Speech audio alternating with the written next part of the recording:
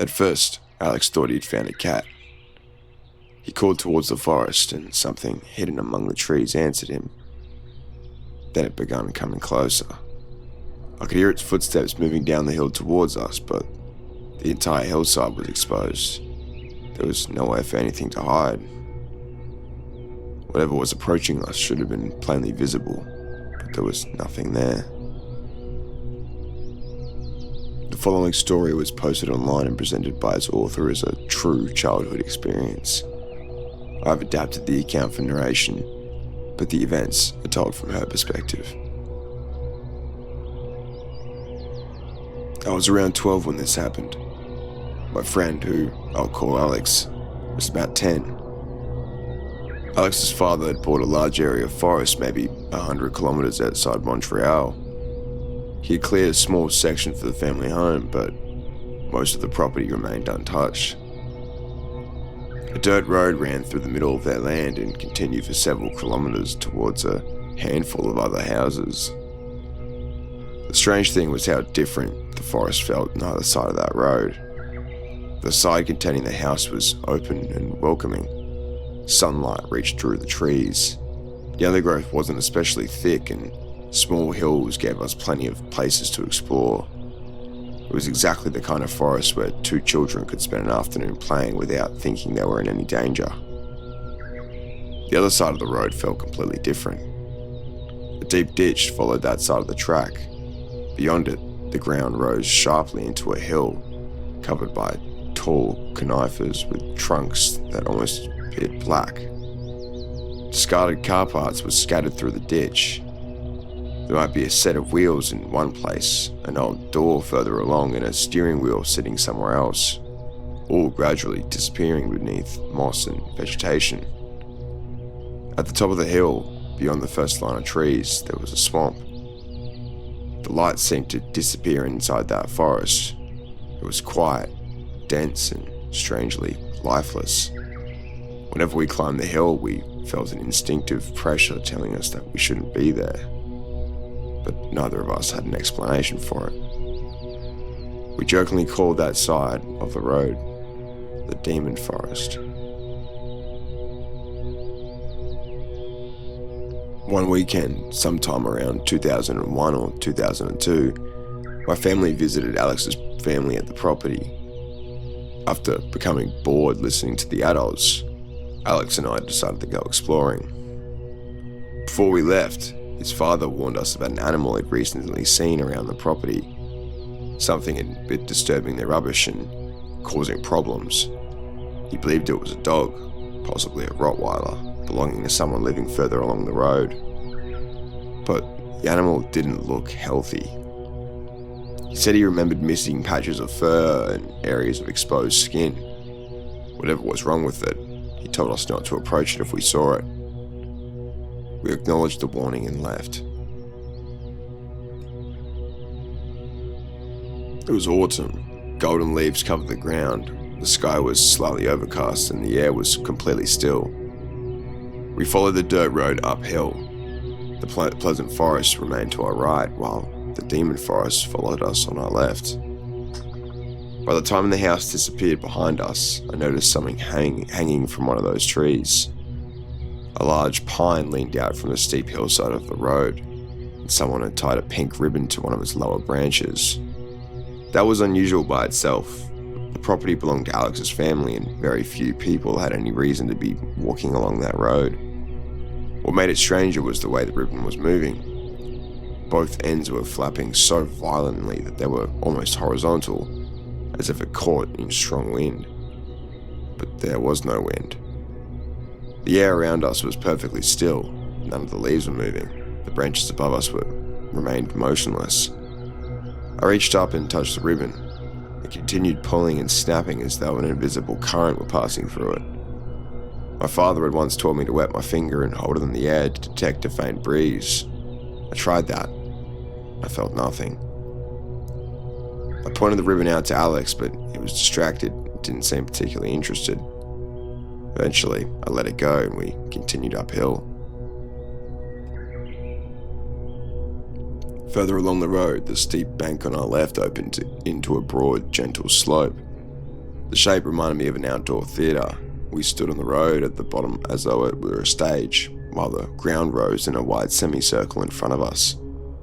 The slope itself was treeless and covered in red and gold leaves. The forest didn't begin again until the top, perhaps 9-10 meters above us. Anything crossing that hill should have been completely exposed. We stopped there for a moment, looking at the autumn colours, and that was when Alex heard something. He became excited and told me there were wild cats living around the property. Apparently, one had recently been seen with kittens. He thought he could hear one of them calling from the forest above us, but I couldn't. Alex wanted to call the animal and see if it responded. I told him that a wild cat wouldn't mistake a child for another cat, and I didn't particularly like the idea of attracting anything out of that forest. But before I could stop him, Alex meowed towards the trees.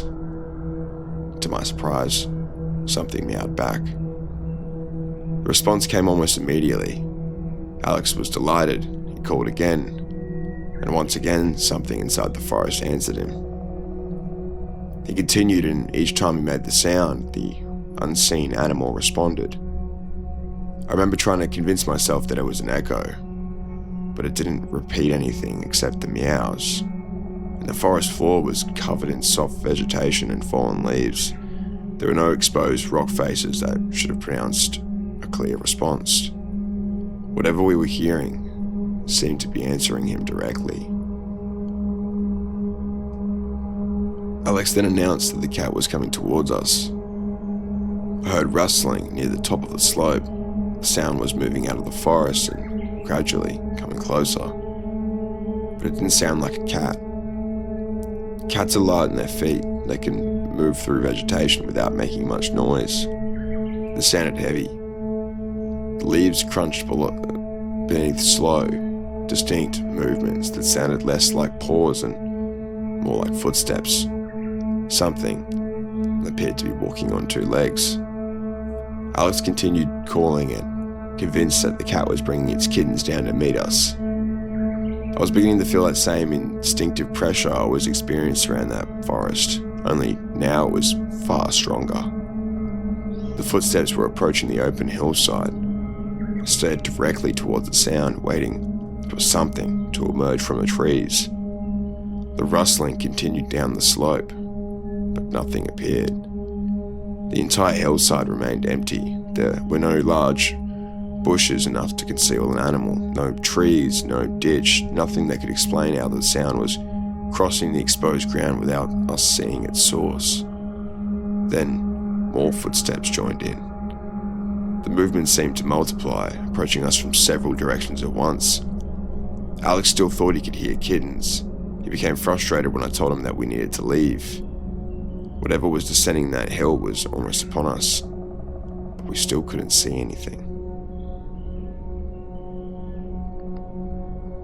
I was preparing to grab Alex and force him to run when I heard a different sound. Heavy panting. It came from directly beside my feet. For a fraction of a second, it felt familiar.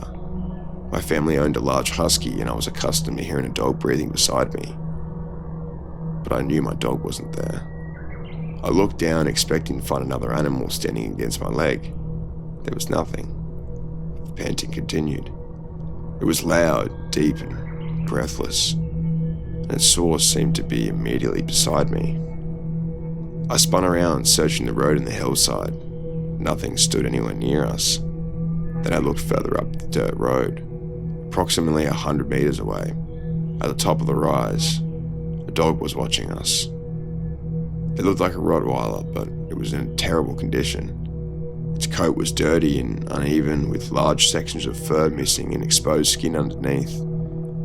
It stood completely still, staring down towards us. It was the animal Alex's father had warned us about, but it was far too distant for me to hear it breathing.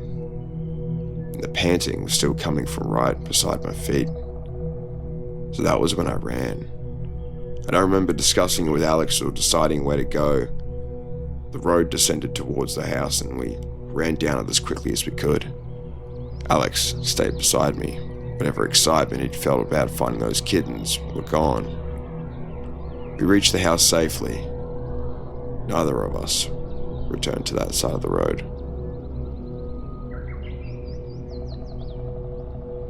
I continued visiting Alex's family as I grew older.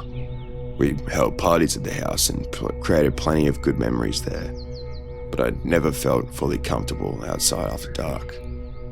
Alex and I never properly discussed what had happened that day.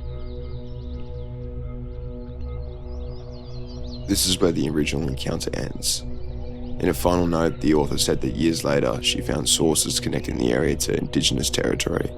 Some appeared to identify an Algonquin connection, while another suggested Mohawk territory. Because the property's exact location wasn't disclosed, it's impossible to confirm which traditional territory it occupied. There is also nothing directly connecting that history to what the children experienced. In the comments, explanations range from a dog suffering from mange and unusual acoustics to spirits, mimics, and other supernatural beings. None of those explanations can be proven, just as the encounter itself cannot be independently verified. All that can be said is that the author presented as something she and her childhood friend experienced, and that neither of them ever returned to that side of the road.